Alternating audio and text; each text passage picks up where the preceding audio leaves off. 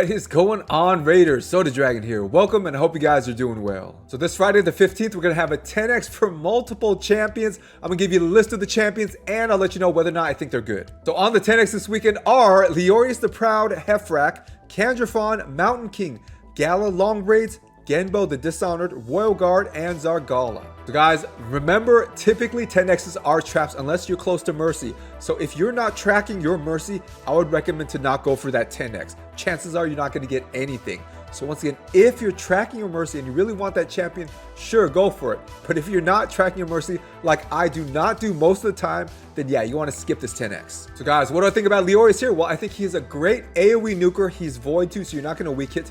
And he has built-in CC protection. So until he uses his A2 here, he will be unable to be CC'd, period. So if you never for your whole arena match use your A2 here, he will not be able to be CC'd for that whole match. Now he does have a secondary AoE, which is good. So if you want to do AoE damage, yes, you don't have to just use the A2. You can use the A3 here. This hits pretty hard as well, though it's not a double hitter, it's a single hitter. And he has a really cool passive here that he does more damage the closer he is to death.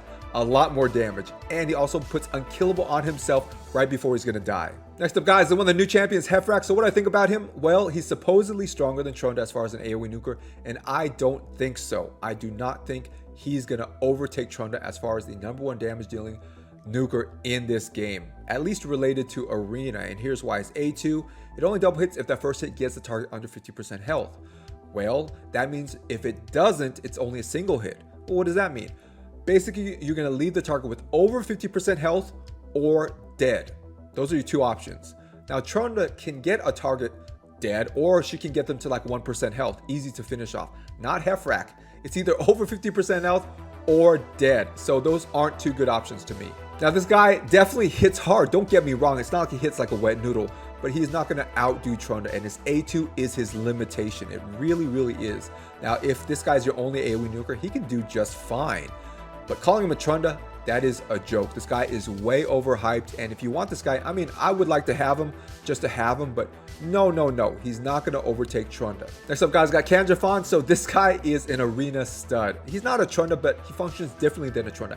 This guy is actually useful and viable in go second arena teams. So firstly, because of his passive here, so when the other team turn me to boost themselves, he's just going to automatically veil himself, and this veil can't be taken off, and this veil reduces AoE damage, and his affinity is red. Therefore, if he goes up against Trundas, he's automatically either taking weak hits or getting that damage mitigated because of that perfect veil. So this guy, like I said, is really good for those go second arena teams.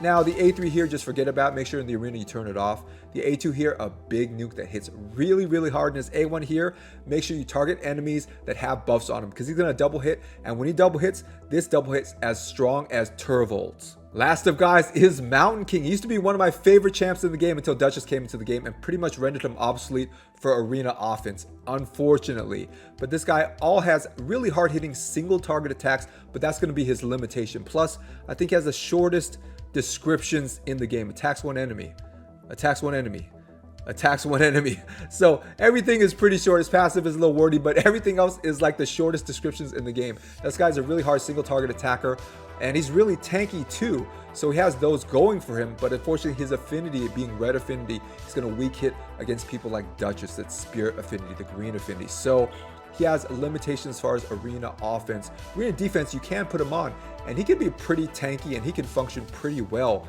but still, he definitely has limitations nowadays, unfortunately. So he is really out of the meta right now. I hope they update this guy's kit, because I used to just love this dude. And as far as the epics go, Gala Longbraids is a really good single target damage dealer. Genbo is an excellent AoE nuker that ignores unkillable buffs, so really good for the arena. We have Zargala, who is a little bit out of the meta right now. People don't really use her that much anymore. And we have Royal Guard, really useful in a lot of PvE content and against the Hydra. So in particular against the Hydra, he is one of the best champions to use. Those enemy max HP champions that have that on an AoE, like him and Husk, really good champions to use for the Hydra. Alright guys, so that is it. Make sure to let me know in the comments who you're going for this weekend if you're pulling for this 10x. Thanks for watching, and if you guys haven't yet, like, subscribe, and share. Turn on all notifications. Stay safe, and I'll see you guys in the next video.